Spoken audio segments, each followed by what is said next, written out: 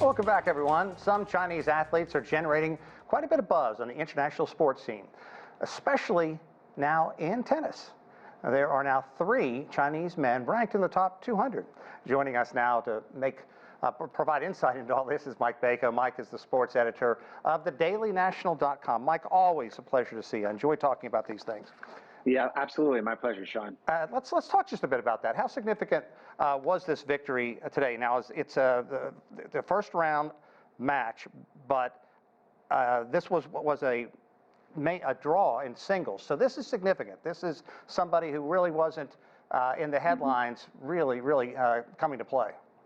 Certainly, he's 17 years old, so he hasn't really been in the headlines too long. We're talking about Zheng Sheng, and he's an individual who came over to the States, to the United States, to play in the tennis academy in Florida when he was only 11 years old. So he made that commitment that many U.S.-born players do. They go to these academies. He ended up at the IMG Academy. And right now, he's this bright, shining star. He's the youngest player in the Australian Open draw. He's the first Chinese male to win a match since 2013. Wow. So, or ever, and the first one to play since 2013. Now, certainly on the women's side, with Li Na having won 2 major championships. On the female side, there's been more progress, but here on the men's side, this is really groundbreaking. Yeah, and Li Na is in the Hall of Fame, if I'm not mistaken, as well, up in Rhode Island. So what is all this attention going to mean? Because we've seen it in basketball, and we know at the Winter Olympics, President Xi challenged really the nation to learn winter sports. So when that challenge is there, it seems like the athletes really kind of rise to the occasion. And not only the athletes, but also the entire athletic infrastructure. This is something that the governmental agencies and the sports agencies have put about 15 years worth into trying to grow it from the grassroots level. You're talking about 14 million Chinese people that play tennis right now, 30,000 courts that have been in development. So this is now also the 3rd most popular sport to watch on TV. So it has made great inroads, and even on the National Tennis Federation level, in terms of bringing in international players. At one time, the China Open had the biggest purse.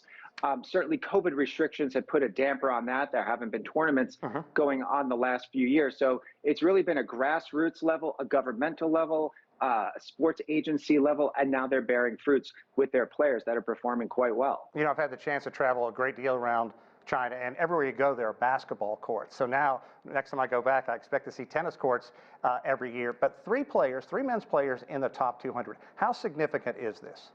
This is really significant. You mentioned on the basketball side, when you see a Yao Ming or you see some of these other players being able to come over and show that they belong. Now, 3 is a starting point, so it's not exactly like on the U.S. side in their heyday when they would have multiple players or dominate the field, but certainly seeing these 3 individuals, seeing them perform in the Australian Open with a great match against Andy Murray and losing one of them, this is just something that will build upon, and the younger generation will be able to see, hey, we can go over and we can compete at an elite level. And certainly of those 14 million that are playing, certainly there will be future players that make their way into the ranks as well. You know, one thing about tennis, it's not a sport that costs a ton of money. It's not like you have to go out and buy a lot of equipment. And that's the kind of sport that really seems to thrive in nations that are really growing and expanding.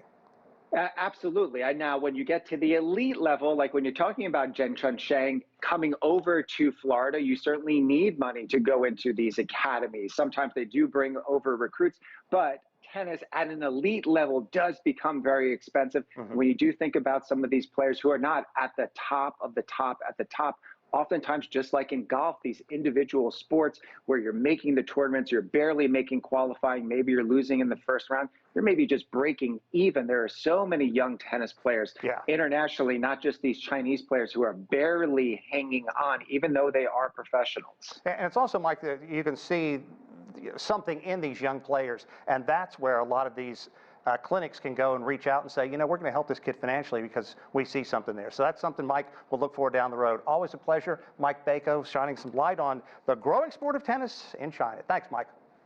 Thank you.